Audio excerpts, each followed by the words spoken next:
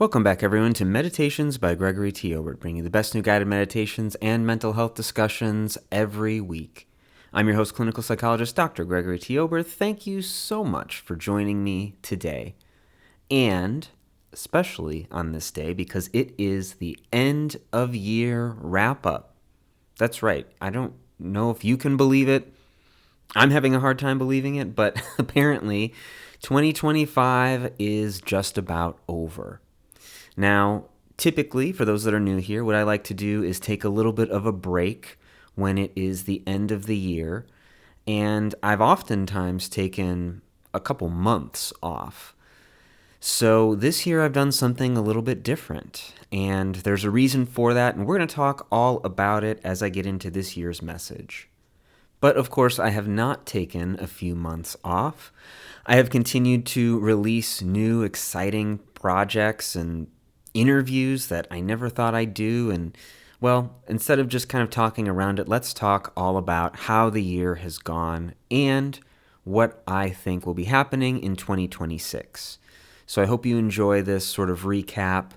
And if you're uninterested in the kind of behind-the-scenes stuff, I plan to be back in a couple of weeks. And as I check the calendar, I believe I had planned on January 12th. So I will be back on January 12th with a brand new either meditation or interview. I think probably for the first episode of the year, I will do a meditation, and then I do have a couple more interviews scheduled. So hopefully those will go through and you'll have some interesting people to hear from. But for those who are interested in listening, let's dive into it. So this year has been one heck of an up and down and all around for me. So when it comes to what I envisioned 2025 to be, it is definitely not at all how it ended up turning out. For those of you that have been here for a minute, you've probably remembered that in 2024 I launched a locals community trying to get some extra income for what I do here on this podcast, and it just didn't really go anywhere. Nobody really signed up for it, and I get it. I mean, I know money's tight, and maybe people just didn't see value in it, and if that's the case, then I've got to do a better job of showing what the value is. So I really started the year off thinking that I would just continue to try and add more value to the locals and maybe bring some people in for some paid subscriptions. But as far as the show was concerned, I planned to just continue things as they were. That being releasing a guided meditation every other week. And I believe earlier in the year as well, I was still kind of paywalling some of those extra meditations. So that meant that those who just wanted to listen to the podcast feed, they would get one meditation free per month. And then any remaining meditations they'd have to go over to locals and listen to. They'd have just kind of a free sample on the podcast feed. But again, it didn't really draw anybody in. It didn't really negatively affect numbers, which again, I'm grateful to all of you for sticking with me despite me kind of playing around with that. And I decided to maybe work with a marketing company, and they were the ones that convinced me, don't put any episodes behind paywalls because you want people to show up and listen and support you. So that's why if anyone here was kind of wondering why that stopped, that's why that ended up stopping. Now, I ultimately had a very negative experience with that marketing company, but it was at least good advice on their part to give them, or to give me that tidbit. So I decided to just kind of keep things going as usual, and my mantra with this show has always just been, it will be what it will be. I will put out quality content and people will come or they won't come. And I know that there was a time in the past where I had a very large audience And that was the time when I ended up just kind of losing faith in the podcast. I grew tired of it, and I just kind of disappeared for almost a year. And while I still have some wonderful listeners like yourselves who continue to support me, I'm working on earning back the trust of those who left. And I just thought, well, if I just keep showing up, I'll still get numbers, and I'll just kind of keep doing my thing. Well, all that kind of changed a little bit for me earlier in the year. For those that don't know, I had my son. Well, I didn't have my son. My wife had my son. And so that means that there are two little kiddos running around. And, of course, that means, I want to make sure I'm providing for my whole family. So what could I do to, drive more traffic to what I do? And I decided that, one of the things that I've been kind of putting off was looking into opening my own private practice. And this is something that just, I guess for the longest time, I thought to myself, this is not something that I am able to do easily, that it requires a lot of back-end work.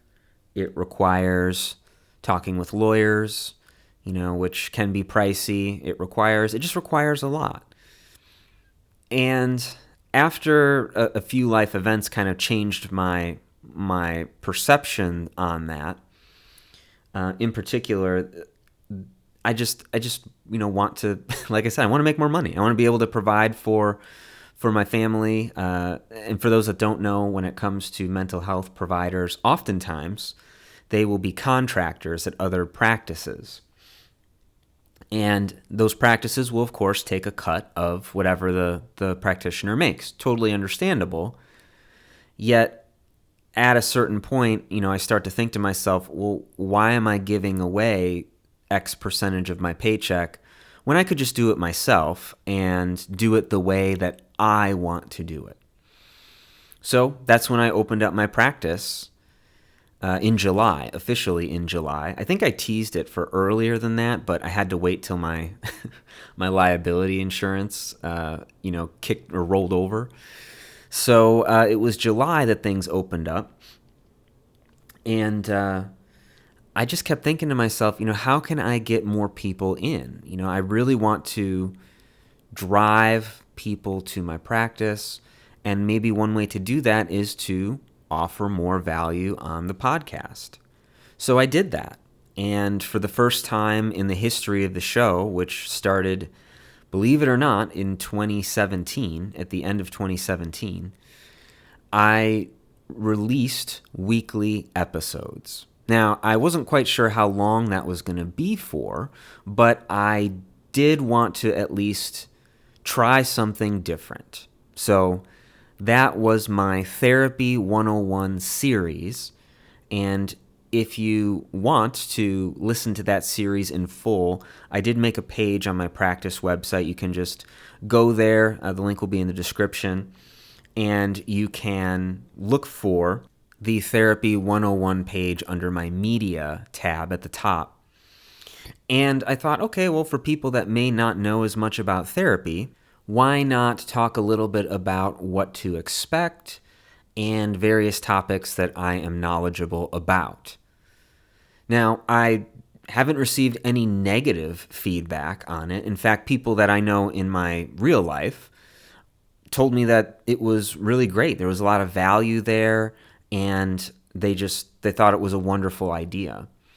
So hopefully, if you listened to some of that or all of that series, you got some benefits from it.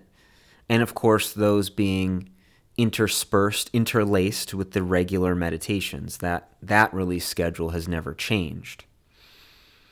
But then I started to get later in the year, and I was running out of ideas to talk about for a Therapy 101 series. And so I just wasn't quite sure what to do at all. Because how am I going to keep these conversations going if, they're all reliant upon me? And for those that might have missed it, I was a guest on Smashing the Plateau, which is a business podcast. And David, the host, who was very generous and not only having me on, but having a great discussion with me, he told me a little bit about the usefulness, the benefits of having guests on. And in particular, guests are going to, bring their audience with them. Now, they may not stay, they may just listen to the interview and leave, but you're going to have a lot more eyes on a typical episode than you would otherwise. And I thought about that long and hard, and there was just such resistance from me to do the interview thing. I don't know what it was. Maybe it was just I think I couldn't do it, or you really need to have a lot of practice with that, and I just didn't really want to have an interview show because that's a whole other dynamic, having guests on and booking them and all that comes with that. But I thought to myself, why not give it a try? Let's just kind of see what happens. And what was fascinating about it is the synchronicity of it all, that I was able to book in very quick succession to the point where I was like, oh my God, I don't really have room on my schedule for any more this year. But I was able to book 3 really quality people very quickly, and those are Michael McAdams and Kat Greenleaf and Nikolai Blinnow. And if you haven't listened to any of those interviews, I think they're great. I really, really enjoyed speaking with all of them, and I'm just grateful that they were willing to come on the show. I mean, they were willing to record at the time that I have available, which at this point is kind of limited, though I hope that will increase a bit more as I move into the new year. But it was just so fun to have those conversations and bounce ideas off each other, and I was just thrilled to see that happen and to have those things come to fruition. And in fact, I already have, as I mentioned, a few more booked for January, and I'm looking forward to meeting with those people, and hopefully some more will come out of the woodworks and want to be guests on my show. In fact, if you're listening to this and you think you would like to be a guest on my show, reach out. You can reach out to me through my personal website, which is gregorytobert.com.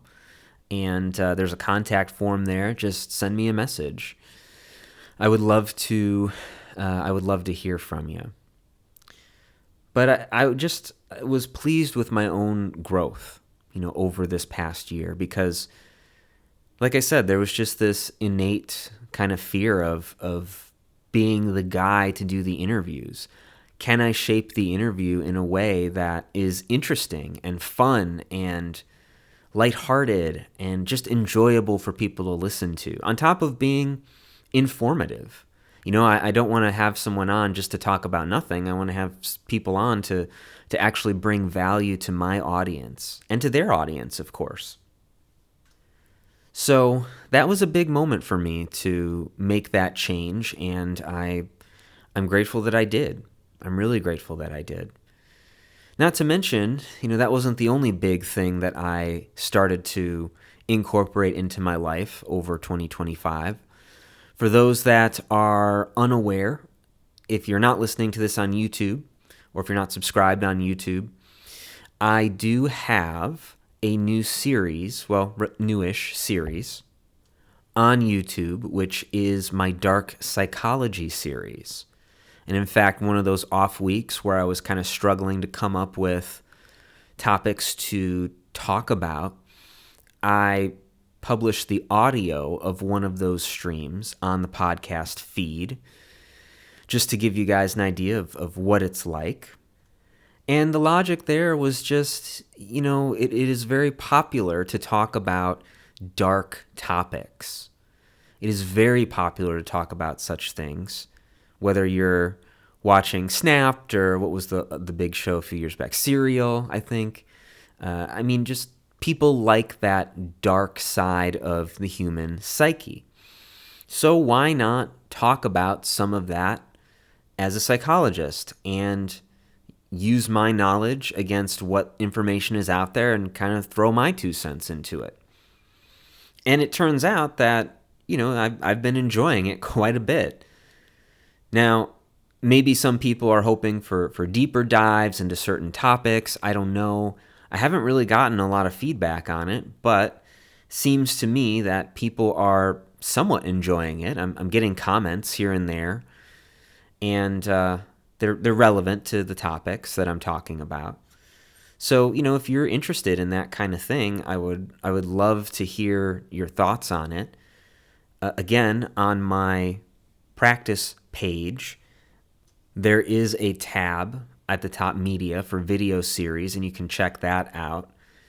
I believe there is just a direct link in the show notes. In fact, I know that that's the case. So if you want to watch on YouTube or Rumble, you can absolutely do that. Check it out. I also stream that to X Twitter, so feel free to watch there as well. But once again, I found myself being very proud that I pushed through some limitations that I was just putting on myself.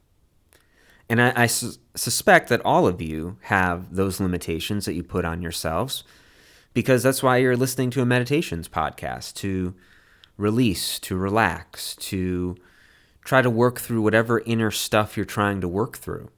And the same is true for me. And one of those things that I kept telling myself is that I just don't have the expertise, which is what I was saying about the interviews as well. And I just don't have the time.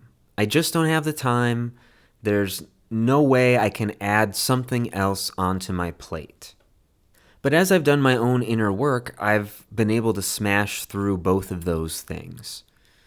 As far as the expertise goes, you might be laughing yourself when you hear me say that, yet it was true. I mean, well, yes, I am a clinical psychologist, and yes, I spent, many years in higher education. In fact, all told, after undergrad, I spent a total of 9 years in graduate school because I took the long road, first through DePaul and then through Rosalind Franklin University.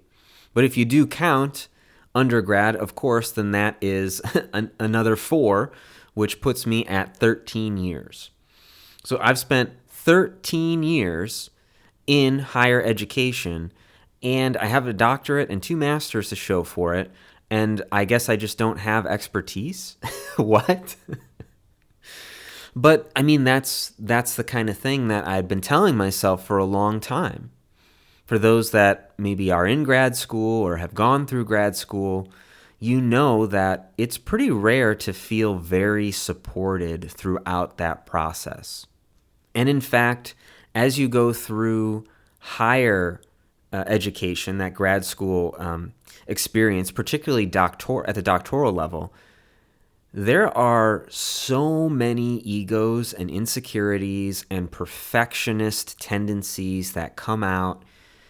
It is very difficult to work in an environment like that and not take some of that home, thinking that you're not good enough, thinking that you just don't know enough, thinking that you'll never know enough.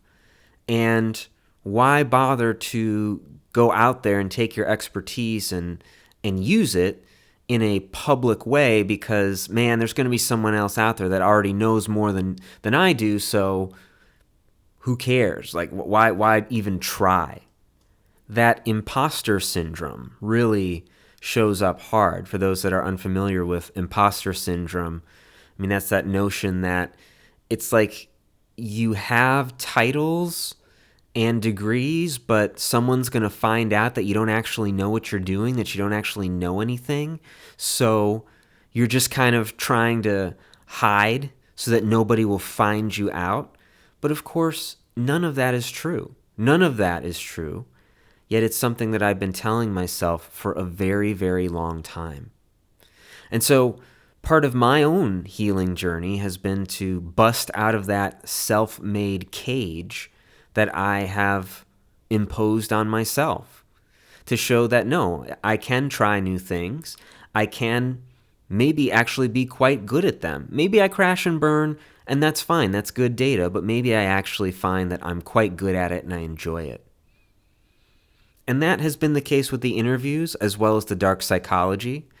But also, it helped me work through that second limitation that I had put on myself, which was the time. Now, don't get me wrong, there is a skill set that is needed to learn how to stream. You need to make sure that you have the right setup. Even still, it doesn't take a lot of knowledge, especially with AI out there helping people. I used Grok a number of times to help me work through all the minor pieces that I wasn't sure about, things like bit rate and, that kind of thing. And it was very helpful. And now I have a system where literally I just wake up Saturday mornings. Sometimes I stay up a little too late on Friday, but I wake up and I head upstairs, and at 10 o'clock or shortly thereafter, I have a stream set up. It takes me maybe 15, 20 minutes to set everything up. And then I just go and I talk about whatever topic came to me. I might not be doing the deepest of dives into it, but I do have enough information. I do leverage AI to help me out a little bit. For example, I have AI often make a personality profile of somebody, and then we'll take a look at it and see, with my knowledge of psychology, how that hypothetical profile fits with what I know about the field. And I enjoy doing it. I mean, it's 1 hour a week. It might be at most 2 hours if I do a lot of research into something, but it's really just 1 hour a week. And that's it. I stream it and I'm done. So for the longest time, I was telling myself that, I can't do that. I don't have the time. And that was also the thing that was happening with my private practice as well. I just don't have the time. And I don't have the knowledge. And yet, as I did my own inner work, look what happened. Look at the things that I've been able to create. And that's just the beginning. That's just the beginning. Because the other thing that I worked on as well, for those that enjoy gaming or maybe want to see what my wife looks like, we started at the end of last year, but we moved all of our gaming content over to a new YouTube channel just so it wasn't mixed in with all the meditations and whatnot. And we called it the Game Oberts because, of course, it had to be a pun because it's me. But it's been such a joy to just every Tuesday night stream something and just to watch my wife react. And for me to react, I haven't played all of the games that we've streamed, and it's just fun. It's just a nice, enjoyable thing to do. We've met a couple wonderful people already who show up to a lot of the streams, and it's great to chat with them. And I'm really looking forward to seeing that channel grow over the course of the next year. In fact, with the help of our very talented editor, we've gone from a channel that was created in February or March, so 0 subscribers. And as I record this, we have just over 1,000 subscribers, which is so cool. And who knows where we'll be a year from now? I mean, I would love to see that double, triple, up to 10 times, maybe even beyond 10 times, depending on how generous the algorithm is for us. But it's just so cool to see these kinds of projects come to life, and all I had to do was work through those self-imposed limitations. And that's really what this show has been about. Ever since I started it, I know I've said this story before, but for those who don't remember or don't know, the show started not as a show. It started as a download, a digital download that I was going to give out to a group of people at a depression seminar. Someone asked me to give a talk on depression in 2017, and 2017? 2016. 2016. God, really? Yeah, I think it was 2016 now. No, it had to be whichever year it was. Well, 9 years, it would have been 2017. Got it. So in 2017, I was asked to give this talk, and the host of the event wanted to give something to the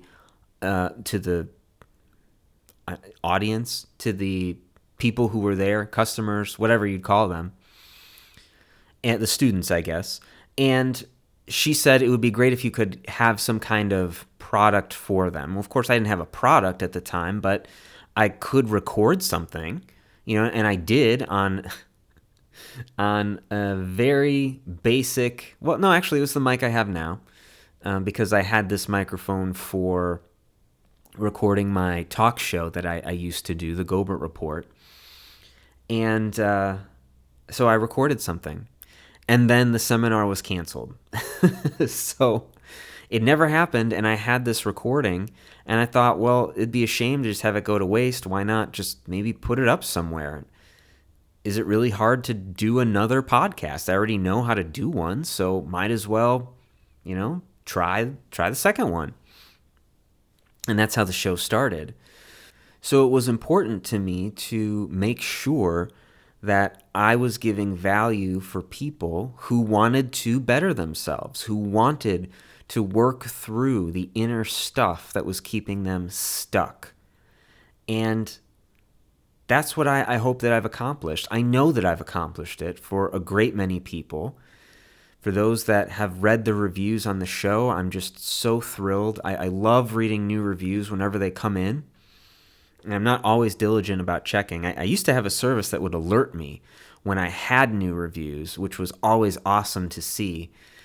And I don't always get alerted to when they show up, but when I do go back and read them, it just makes my day so much better, seeing how people shared a brief look into their lives and saying how, they wake up with me, or they have used this meditation to help them work through this thing. And it's just been such a blessing to them. And I love that. And I'm so grateful that I've been able to give that to people. Yet it wouldn't have happened if I didn't, all those years ago, try it. So just as you all are on a healing journey, so am I. I'm working through my own stuff. And I'm just excited that it seems like for me, there's been a breakthrough, and I'm very much looking forward to what 2026 brings. And speaking of, what do I envision the next year looking like? Well, what I would like to see is a continued focus on the guided meditations every other week, and of course to add in some interviews here and there. And maybe it just becomes, a regular thing where I have guests coming from all over the world just wanting, to have a spot on the show. In fact, I've already had some people reach out from other countries who seemed like they wanted to hop on the show, and then they just kind of disappeared. But still, I was flattered to be asked if they could be on my show. So I want to see that continued weekly focus for as long as I can sustain it, which again, it's been 9 years up to this point. So, yeah. Well, I really can't do math, can I? If it was 9 years, then this would have started in 2016. Yes, it would have been 2016.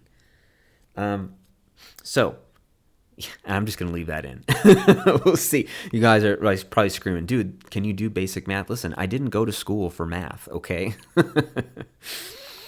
But anyways, my math skills aside, I am looking forward to seeing how all of that plays out. I also am hoping to add more value to my store on my practice website. So right now, I have a store up with premium meditations. They were the locals meditations that were behind paywalls.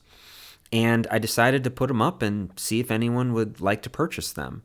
Now, one thing I know I do need to do is put up previews because Squarespace does not automatically let you have a preview of an audio file. It's a little strange. You have to upload the full file and then put an add-on to that file, which is the preview, which is then what people can listen to. So yeah, it's a little silly, but it is what it is. So there's that. I know that I also talked about my mindfulness course, and that is something that I had behind the Locals paywall as well. And I want to put that up as an actual course on my practice website and give people an opportunity to take it. If they want a really solid understanding of what mindfulness is, and to really just, to really have the best information out there from someone who's very knowledgeable about mindfulness, who uses reputable sources for the course. You got to check it out. It's not live yet. It will be live at some point. I believe I have everything on the back end sorted, but I need to have a couple people do a test purchase to make sure that it is working properly, because I don't want to have it go live and then some people try to buy it and then all of a sudden it's this big issue. But I do want to see that go live, and at some point I would like to also take some time to put up some additional courses, whatever those look like. I don't really have any ideas right now. Of course, if any of you would like to hear or see a course on a certain topic, I'd love to do that, to give a lesson in that. So, let me know. I'd be happy to try and accommodate. But that's kind of how I see the new year at this point. I am, of course, hoping to expand what I do with my practice, and as I expand that, the benefits will come here on the podcast. So, if you are someone who is looking for therapy, check out my website. See if I'm the right guy for you. I am able to do virtual therapy in 43 states at this point, and counting. So, do check me out. I'd be happy to help you work through whatever issues I can, as long as it's in my wheelhouse.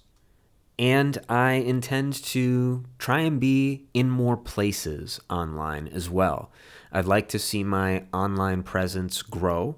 I'd like people to eventually get annoyed because they keep seeing my face, who is this? And then they have to come and check me out, and then they like what they see, of course. So I will be working with somebody, not sure who yet, but somebody to help me with that process. So I'm looking forward to that, and just really to see lots of growth for me, for my projects, and hopefully for you over the course of 2026. So I will start to wrap it up there. I will leave it with a couple more things. So first, if you have gotten any value over this podcast, and certainly if you've listened this long, thank you. And thank you for listening over the course of the year. But if you've gotten any value, please do leave a 5-star rating and review wherever you are listening to this, whether that's Spotify, whether that's Apple, or maybe there's some other random outlet that you're listening to that you can leave a rating or a like on. Or maybe you're listening to this on YouTube, which is great. Leave a like, leave a comment, give me a follow. All of it helps the show grow, and of course gives you easy access to what I do here. And lastly, and probably more importantly than the follows, I just want to once again say thank you. Thank you for all of the support, and thank you for allowing me to walk with you on your healing journey. I used to have this very lengthy outro that I would say, and that was part of it. And I do say that still as I finish my episodes. But there's a reason for that, and it's because I know that you all trust me. You trust me to give you something quality. You trust me to help you work through whatever it is that you're working through. And I don't take that lightly, and I truly appreciate it. I plan to give you more value-packed things over the course of 2026, and I'm just grateful that you've decided to walk with me. Whether this is your first episode, which if it is and you've listened this long, again, thank you. But go listen to the meditations. Or you've been listening since the beginning of 2016. I'm very honored and I'm very grateful. I am wishing you and yours all of the best things in life, and I am hoping that even if 2025 wasn't all that great for you, that 2026 is a lovely year, one where you can accomplish all of the things that you are hoping to accomplish, or at the very least, begin to work towards those things. So again, thank you all, wishing you all the best, and I look forward to seeing you in 2026. Until then, be safe, be well, be powerful.